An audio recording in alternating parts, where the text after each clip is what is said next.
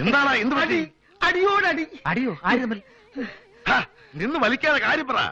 Cinema സമരത്തിനെതിരെ നിർമ്മാതാക്കളുടെ സംഘടനയിൽ പൊട്ടിത്തെറി. സമരം പ്രഖ്യാപിക്കാൻ ആരാണ് സുരേഷ് കുമാറിനെ ചുമതലപ്പെടുത്തിയെന്ന് ആന്റണി പെരുമ്പാവൂർ തുറന്നടിച്ചു.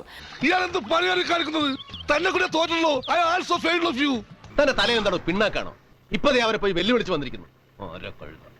തന്നോട് ഇറങ്ങി പോകാനല്ലേ? ആന്റണിക്ക് പിന്തുണയുമായി പൃഥ്വിരാജും ഉണ്ണി മുകുന്ദനും അടക്കമുള്ളവർ രംഗത്തെത്തി.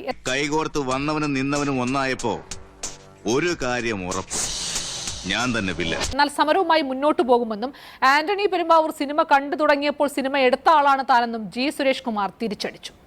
ഉത്തമ, നമ്മുടെ പാർട്ടിയെ നമ്മൾ തന്നെ വിമർശിക്കരുത്, അതും ഇന്നത്തെ ചുറ്റുപാട്. നീ എന്ത് തോന്നിയ കാണിച്ചേ? നീ എന്നെ കുറിച്ച് ഓർത്തോ? നമ്മുടെ അച്ഛനെ കുറിച്ച് ഓർത്തോ? അതെന്തിനാ? നീ മിണ്ടരുത്, ഇത് ഞങ്ങളുടെ ഫാമിലി മാറ്ററാ. ജൂൺ 1 മുതൽ സിനിമാ സമരം പ്രഖ്യാപിച്ച നിർമ്മാതാക്കളുടെ സംഘടന മാധ്യമങ്ങളെ കണ്ട് ഒരാഴ്ച തികയുമ്പോഴാണ് സംഘടനയ്ക്കുള്ളിലെ പൊട്ടിത്തെറി മറ നീക്കി പുറത്തു വന്നത്. സുഹൃത്തുക്കളെ ക്ഷമിക്കണം, ഇത് കൊള്ളയാണ്, തട്ടിപ്പാണ്, പകൽ കൊള്ളയാണ്. Dear members, I am secretary of this Netaji club. Any member shouting is a very nonsense. മോഹൻലാലിന്റെ സ്വന്തം ആന്റണി പെരുമ്പാവൂർ രൂക്ഷമായ ഭാഷയിലാണ് ജി സുരേഷ് കുമാറിനെതിരെ ഫേസ്ബുക്കിൽ പോസ്റ്റ് ഇട്ടത്. അതിങ്ങനെ: സിനിമാ സമരം തീരുമാനിച്ചതിൽ സംഘടനയിലെ അംഗങ്ങളുടെ അഭിപ്രായം തേടിയിട്ടില്ല. ആന്റോ ജോസഫാണ് സംഘടനാ പ്രസിഡന്റ്.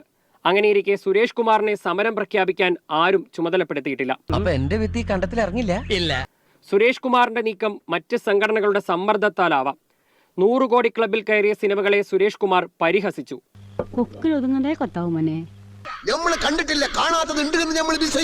ഇതുവരെ ഇറങ്ങാത്ത തന്റെ സിനിമയായ എമ്പുരാന്റെ മുതൽ മുടക്കിനെ കുറിച്ച് സുരേഷ് കുമാർ പറഞ്ഞതിലും ആന്റണിക്ക് അമർഷമുണ്ട്. എന്റെ പൊന്നു വക്കീലെ, അവന് വട്ടാണ്. ശിക്ഷ അനുഭവിക്കുന്ന എനിക്കൊരു പ്രയാസമില്ല, പിന്നെന്താ അവൻ ഇത്ര വിഷമം?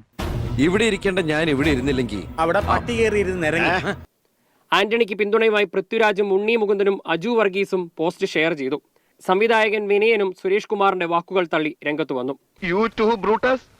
നീ എന്നെ തള്ളി പറയാണല്ലേ? ഒരാവേശത്തിലെടുത്ത് ചാടി വേണ്ടായിരുന്നു അല്ലേ? വിട്ടവളി ആന പിടിച്ചാ കിട്ടൂ.